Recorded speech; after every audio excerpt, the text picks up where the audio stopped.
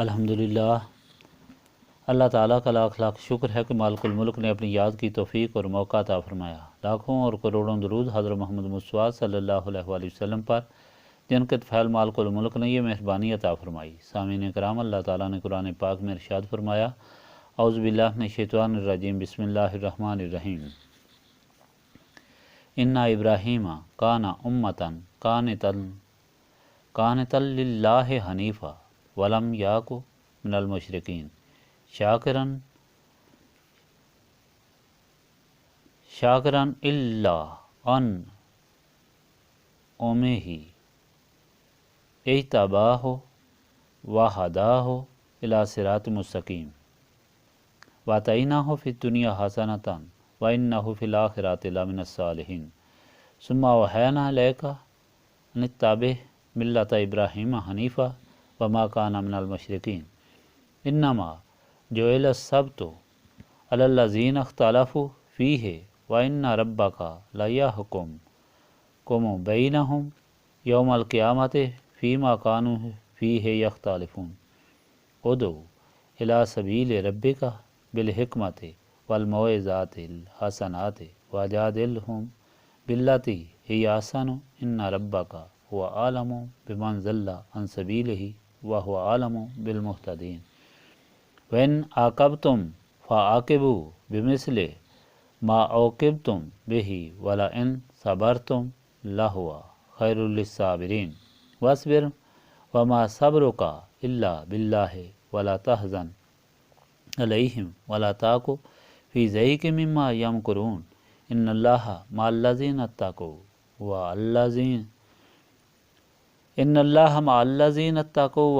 والذین هم محسنون۔ بلا شبہ حضرت ابراہیم ایک مرد کامل اور اللہ تعالیٰ کے کامل بندے تھے۔ وہ صرف اللہ تعالیٰ کی طرف مائل تھے اور وہ مشرکوں میں سے نہیں تھے۔ وہ اللہ تعالیٰ کی نعمتوں کے شکر گزار تھے۔ اللہ تعالیٰ نے ان کو چن لیا تھا اور ان کو سیدھے راستے کی رہنمائی فرمائی تھی، اور ہم نے ان کو نعمت سے نوازا، دنیا میں بھی اور آخرت میں بھی نیک لوگوں میں سے ہوں گے۔ پھر ہم نے وحی فرمائی آپ صلی اللہ علیہ وآلہ وسلم کی طرف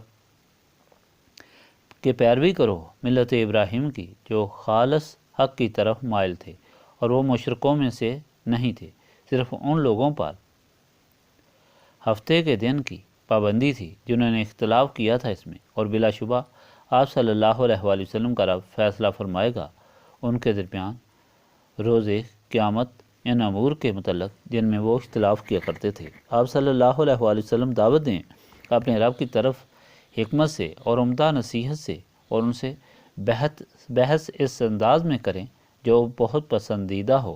بے شک آپ صلی اللہ علیہ وآلہ وسلم کا رب خوب جانتا ہے اسے جو بھٹک گیا ہے اس کے راستے سے، اور وہ خوب جانتا ہے ہدایت پانے والوں کو، اور اگر تم ان کو سزا دو تو اتنی دو جتنی انہوں نے آپ صلی اللہ علیہ وآلہ وسلم کو تکلیف دی ہے، اور اگر آپ صلی اللہ علیہ وآلہ وسلم صبر کریں تو صبر کرنا بہتر ہے، اور آپ صلی اللہ علیہ وآلہ وسلم صبر کریں اور نہیں ہے آپ صلی اللہ علیہ وآلہ وسلم کا صبر مگر اللہ تعالیٰ کی توفیق سے، اور رنجیدہ خاطر نہ ہوا کریں اور نہ غم زدہ ہوں ان کی فریب کاریوں پر۔ یقیناً اللہ تعالیٰ متقیوں کے ساتھ ہے اور جو نیک کاموں میں سرگرم رہتے ہیں۔ پچھلی مرتبہ کا فرمان الہی آپ نے سنا کہ نبی پاک صلی اللہ علیہ وآلہ وسلم کے غلاموں کو انتہا درجے کی اذیتیں دی گئیں صرف اسلام قبول کرنے کی وجہ سے، لیکن جنہوں نے غلامی رسول کا مزہ چکھ لیا تھا انہیں کوئی دکھ کوئی تکلیف پھسلا نہ سکی، نہ ماں باپ، نہ جان اور نہ مال، نہ وطن، ہر چیز خوشی سے اللہ تعالیٰ اور اس کے رسول صلی اللہ علیہ وآلہ وسلم کے نام پر قربان کر دی۔ اللہ تعالیٰ فرماتا ہے کہ اللہ تعالیٰ ان کی قربانیاں دیکھ رہا ہے اور ظالموں کی کارستانیاں بھی دیکھ رہا ہے، اور فیصلہ کا دن بھی مقرر ہے، دونوں کو ان کے مال کا بدلہ اس دن مل جائے گا، اور ذرہ بار رائی کے برابر بھی کسی سے ناانصافی نہیں ہوگی۔ اس کے ساتھ یہ بھی فرمایا گیا کہ یہ ظالم ظلم کرتے تھے جس کی وجہ سے ان کے دلوں، آنکھوں اور دماغوں پر مہر لگ گئی تھی، ان کی قوت تمیز ہی ختم ہو گئی تھی، اور اچھائی اور برائی میں فرق کرنے کی صلاحیت ہی ختم ہو گئی تھی۔ یہ ظلم وہ اطاعت رسول سے محروم ہونے کی وجہ سے کرتے تھے، کیونکہ وہ نصرت رسولی صلی اللہ علیہ وآلہ وسلم سے محروم ہو گئے تھے، اور ان کے دل و دماغ ظلمت میں ڈوبے ہوئے تھے۔ وہ شیطان کے ماں پر سب کچھ کرتے تھے۔ آج کا فرمان بھی انہی ظالموں کے ظلموں کے جواب میں ہے۔ یہ لوگ منکرین خواہ وہ مشرکین مکہ تھے یا یہود و نصارہ تھے، اپنے آپ کو حضرت ابراہیم کی اولاد کہتے تھے اور اپنے آپ کو برگزیدہ اور اللہ تعالیٰ کا قریبی خیال کرتے تھے، لیکن ان کا عمل حضرت ابراہیم کے خلاف تھا۔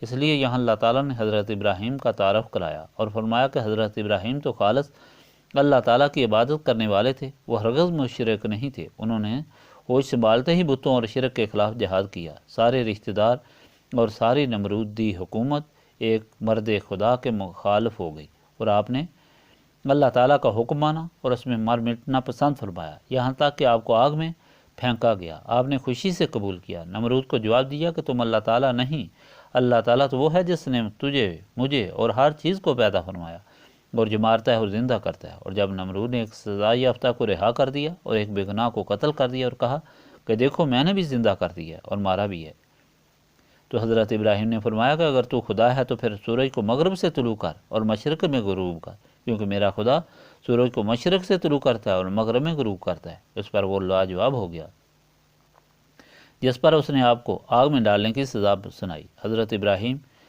اللہ تعالیٰ پر اس قدر بھروسہ رکھتے تھے کہ بڑھتی دہکتی آگ کو سامنے دیکھتے ہوئے بھی حضرت جبرائیل، حضرت میکائیل، حضرت اسرافیل کی مدد لینے سے انکار کر دیا اور فرمایا کہ اگر اللہ تعالیٰ جلانا چاہتا ہے تو مجھے جل جانا منظور ہے، اور اگر اللہ تعالیٰ نہ جلائے تو مجھے کوئی نہیں جلا سکتا، چانچہ وہی آگ آپ کے لیے گلزار بن گئی۔ اس کی تفصیل پہلے بیان ہو چکی ہے۔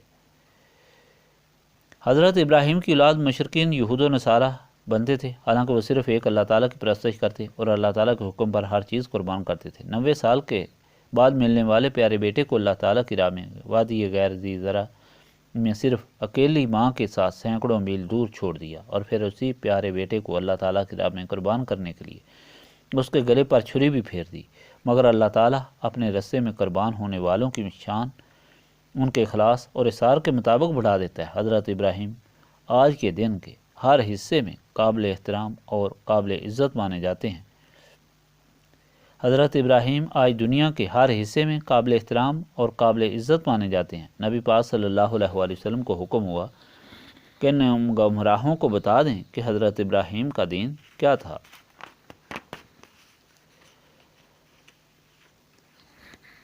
مجھے اسی دین کا حکم ملا ہے اور وہ یہی دین ہے جس کی طرف میں تمہیں بلا رہا ہوں اور دعوت دے رہا ہوں۔ تم اگر مجھے تکلیف دیتے ہو تو مجھے پرواہ نہیں، تمہارے جیسے لوگوں نے ہی حضرت ابراہیم کو تکلیفیں دی تھیں، وہ ان کا کچھ بھی نہیں بگاڑ سکے بلکہ خود ذلیل و رسوا ہوئے۔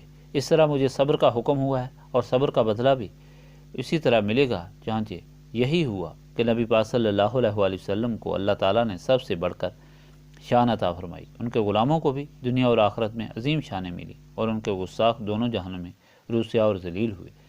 سامعین کرام، یہ ایک ایسی حقیقت ہے جو کسی سے پوشیدہ نہیں، لیکن منکرین کے لیے عبرت کا سامان نہ بن سکی، اس لیے کہ اللہ تعالیٰ کی ناراضگی کی وجہ سے ان کے دلوں، دماغوں اور آنکھوں پر پردہ پڑا ہوا تھا۔ اس پردے کو مٹانے کا ذریعہ صرف اور صرف نسبت رسولی صلی اللہ علیہ وآلہ وسلم ہے، جس کی تلقین یہاں کی جاتی ہے کہ نسبت رسولی صلی اللہ علیہ وآلہ وسلم سے دل و دماغ روشن ہو جاتے ہیں، جس سے انسان راہ صراط مستقیم پر چل سکتا ہے۔ اس لیے یہاں یاد الہی کر کے سینوں کو صاف کیا جاتا ہے تاکہ نسبت رسولی صلی اللہ علیہ وآلہ وسلم حاصل ہو۔ اللہم صلی علی سیدنا محمد وعلی آلہ وصحبہ صلاۃ تکون لنا مان من کل خوف لا الہ الا انت سبحانک انی کنت من الظالمین۔ ربنا آتنا فی الدنیا حسنۃ وفی الآخرۃ حسنۃ وقنا عذاب النار۔ ربنا لا تزغ قلوبنا بعد إذ هديتنا وهب لنا من لدنك رحمة إنك أنت الوهاب۔ أنت ولي في الدنيا والآخرة توفني مسلما والحقني بالصالحين۔ اللهم إنك عفو تحب العفو فاعف عني يا غفور يا غفور يا غفور۔ أستغفر الله العظيم الذي لا إله إلا هو الحي القيوم وأتوب إليه۔